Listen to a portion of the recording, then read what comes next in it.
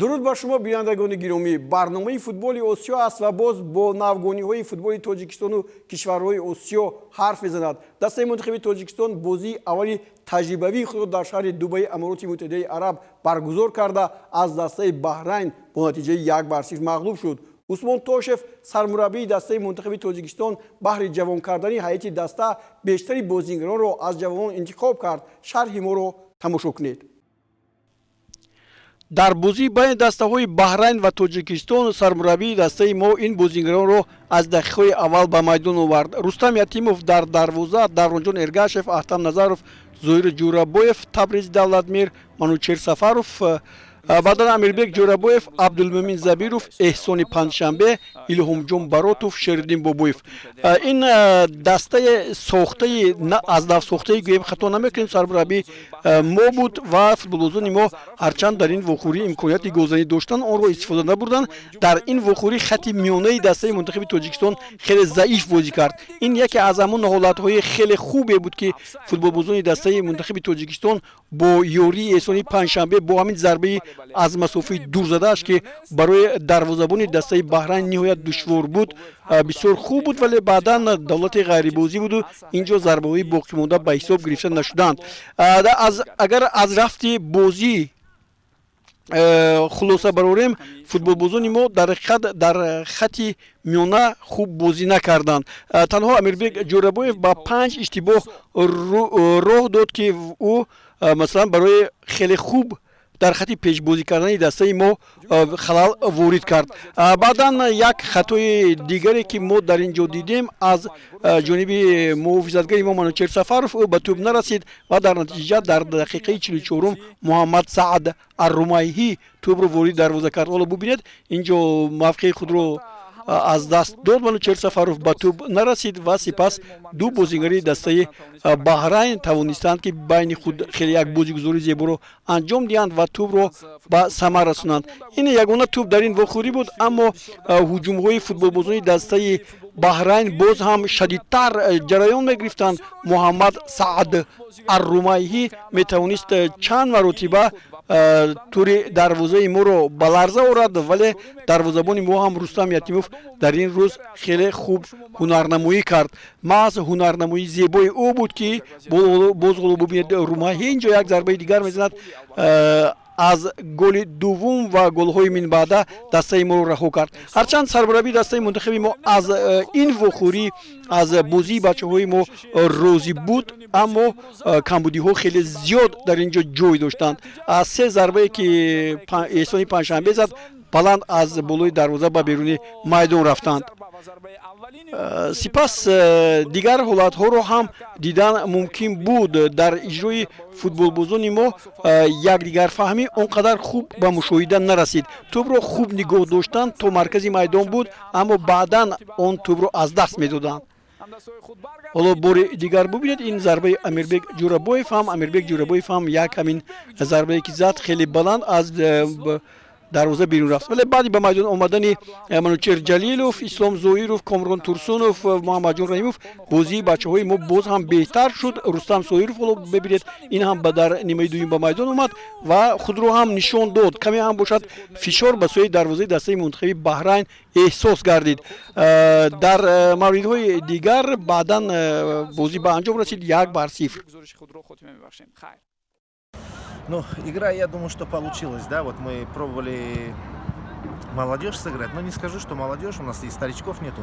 Вот, постарались ребята, да, волнений было. Вот я единственное считаю, что у нас не хватило мастерства, где-то нужно выдержать паузу, где-то сыграть. Вот второй тайм они немножко раскрепощеннее сыграли и, в принципе, имели преимущество. И моменты у нас появились такие, не скажу стопроцентные, но какие-то моменты были в атаке, что-то у нас получалось. Поэтому, исходя этой игры, я думаю, что больше нужно играть ребятам. Больше международного положительного опыта. Команда хорошая, Бахрейн, организована, они чемпионы арабских стран, например, вот они за последнее время все выиграли в отборочных. Я думаю, что сыграли очень хорошо. Спасибо ребятам. Технические ошибки были, да, технические. Вот этот гол мы пропустили, конечно же, потеряли позицию 2 центральных полузащитника. Мы первый раз в этой системе сыграли, и в этой паре Мумин с Амирбеком. Вот этот момент, единственный в тактическом плане, они уступили свою позицию. А так, в принципе, неплохо. А второй там перестроились, немножко подсказали, на что нужно обратить внимание. Вроде бы ребята выполнили, но не смогли забить. Я думаю, что неплохая игра была. Следующий матч со сборной ОЭ, который пройдет 12 Да, ноября. будем к ней готовиться, посмотрим, кто будет в хорошем состоянии. Мы будем их, как бы, постараемся дать всем играть. И, конечно же, нам нужно выиграть. Мы перед этой игрой ставили себе задачу не просто сыграть хорошо или там показать себя, но и выиграть. Ну, вот так вот получилось. Но видно, что ребята не стесняются, стараются выиграть. У них есть вот это перестрой от того, что мы играли товарищеские игры. И вот это, я думаю, что большая разница. Прошлый год мы играли с ними. Правда, у нас был состав, у нас 6-7 человек изменилось, да, мы 5-0 проиграли, а вот сегодня 1-0, ну, могли бы вытянуть и ничью, и при удачном раскладе можно было и сыграть получше. Поэтому я думаю, что к Эмиратам мы подготовимся и сыграем хорошо. акнун баъди 2 рӯз футболбозони тоҷик бо дастаи мунтахаби амороти муттаҳидаи араб бозии худро барпо менамоянд. Шояд бо омадани Парвиз Умарбоев хати миёнаи даста хубтар бозӣ кунаду аз ҳунарнамоии бозингаронамон ҳаловат барем. Аммо амороти муттаҳидаи араб аз нигоҳи ҳайати бозингарон аз Баҳрайн дида афзалияти бештар дорад. Шарҳи моро пайгир бошед.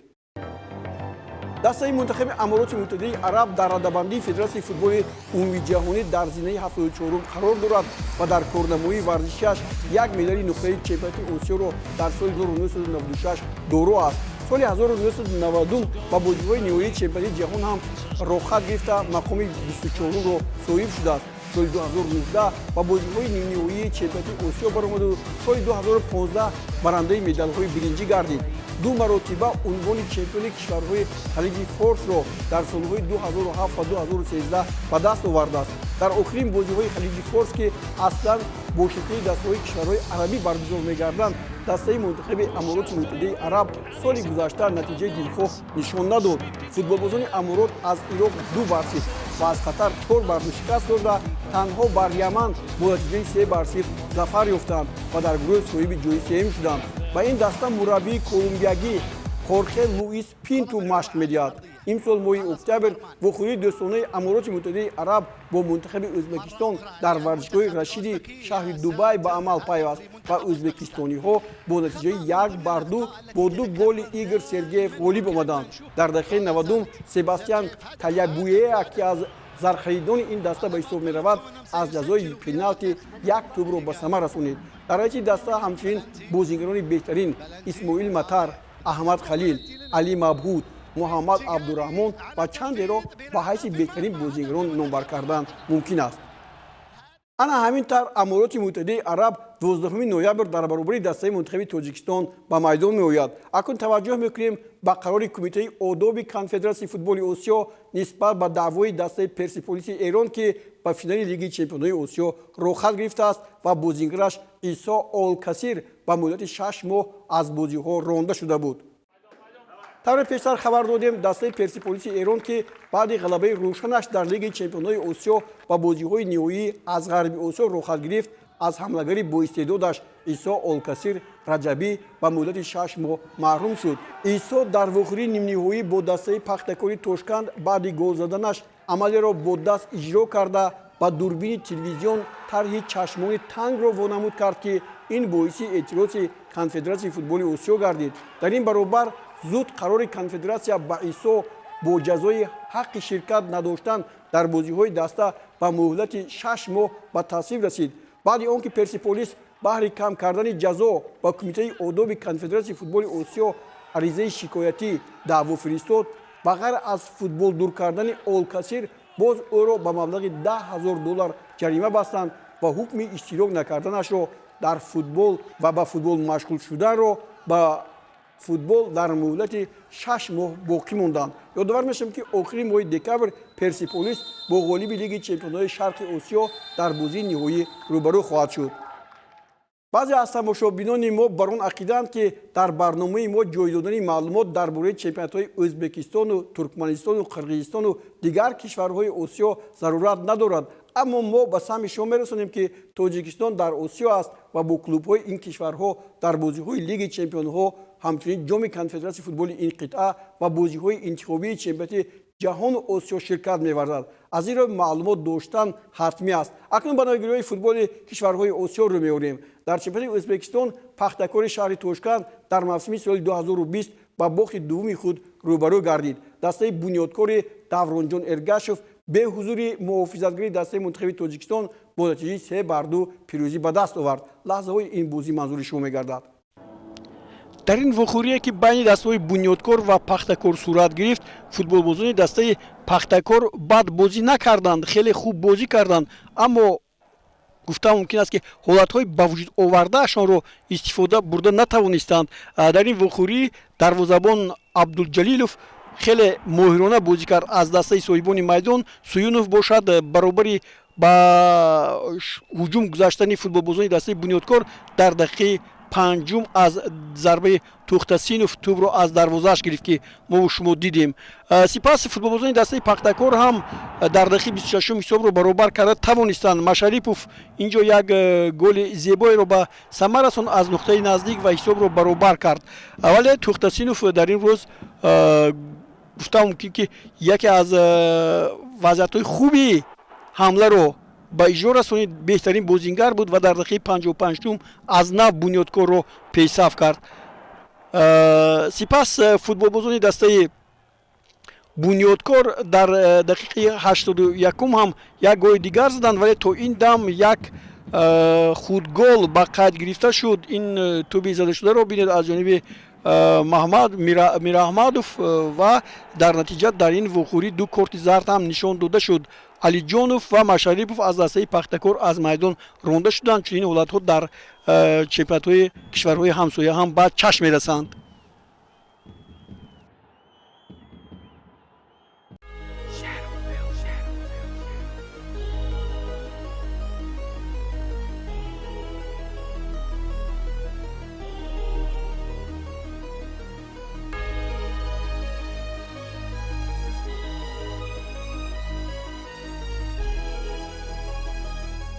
даври 23-юми чемпионати Туркманистон ҳам ба анҷом расид. Дар ин давр Алтин Асири Пейсаф дар сафар дастаи аҳалии зинаи дуюмро бо натиҷаи 3-0 шикаст дод. Марв баъди бохташ дар даври гузашта аз Алтин Асир тавонист бар Энергетик Туркманбошӣ бо ҳисоби 2-0 дастболо гардад. Ашқобод дар меҳмонӣ бар Копедаг 1-0 ва Шагадам дар майдонаш бар Небиҷҷӣ бо нишондоди 4-0 ғалаба карданд.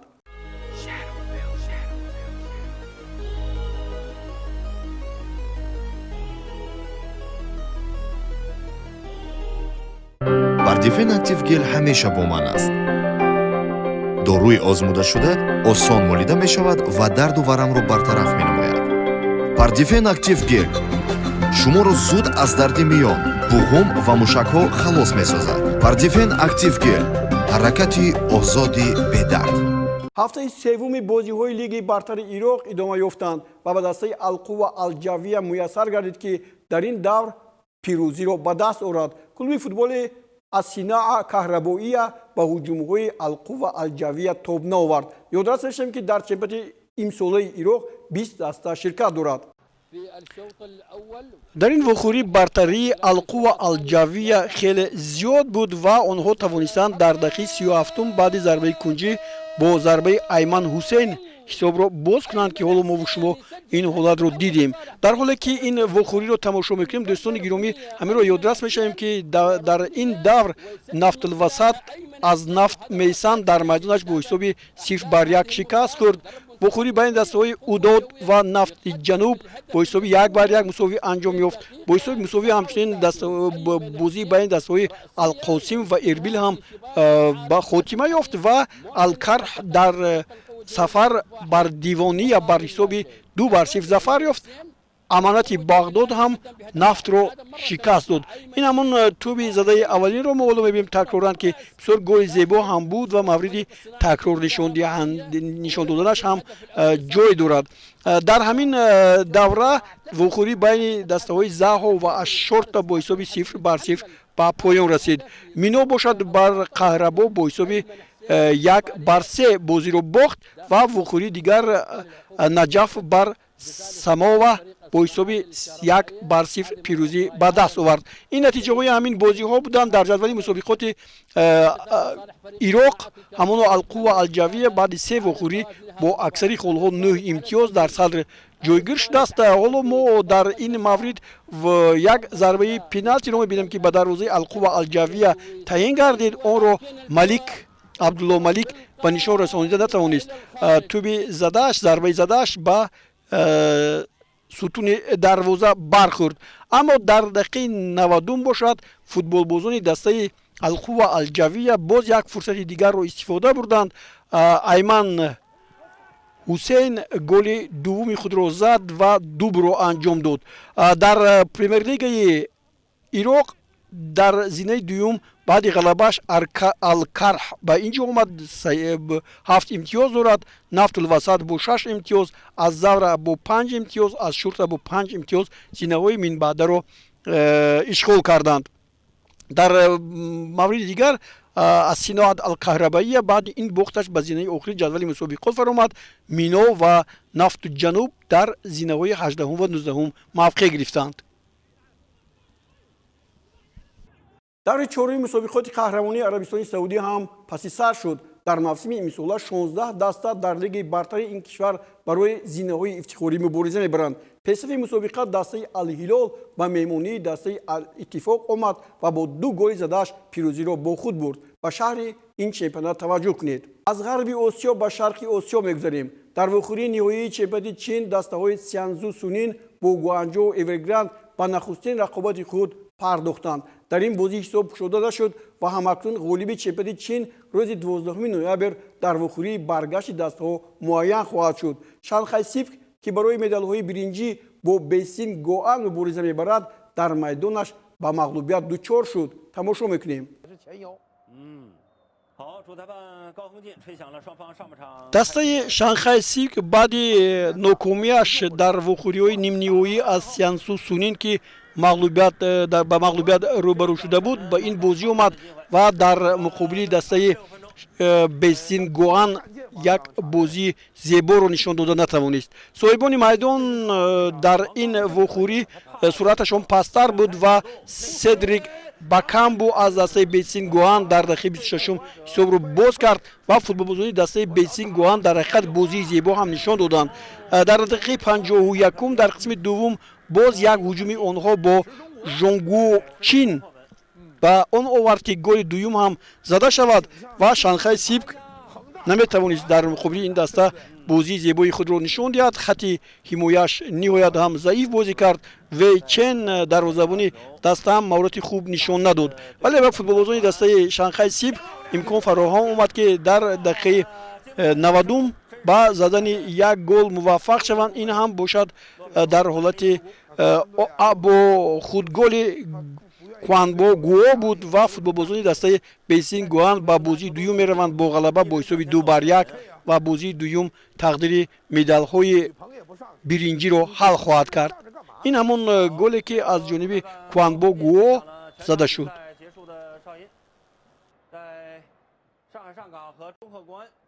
дӯстони гиромӣ, бо сарпарастии Вегафарм ва марҳами Пардифен озмуни пешгӯӣ аз шумо тӯҳфа аз моро идома медиҳем. дар даври гузаштаи пешгӯиҳо ба Мирбайзо Ашуров муяссар гардид ки дар натиҷаи қуръакашӣ аз миёни 9 нафар ғолиби ҷоизаи асосии барномаи мо гардад. ин ҳафта ба ягон нафар иштирокдорони озмун муяссар нашуд ки натиҷаи 2 бозиро пешгӯӣ кунанд. 14 нафар натиҷаи як вохӯриро пешгӯӣ карданд ва бори аввал мо ғолибро аз байни ин 14 нафаре ки ҳамагӣ як натиҷаро ёфтаанд муайян менамоем. аз ҷараёни қуръакашӣ шумо дар саҳифаи ютуби мо наврҳоро пайдо хоҳед кард. чун қисме аз иштирокчиёни бозии мо таваҷҷӯҳашон ба Лигаи Миллатҳои Аврупо равона шудааст, аз мо хоҳиш карданд ки ба таври истисно пешгӯии натиҷаи ин бозиҳоро ба онҳо пешкаш кунем. ҳеҷ боки нест ва дар аврупо ҳам футбол аст. марҳамат, то ҳафтаи оянда натиҷаҳои бозии зеро пешгӯӣ кунед.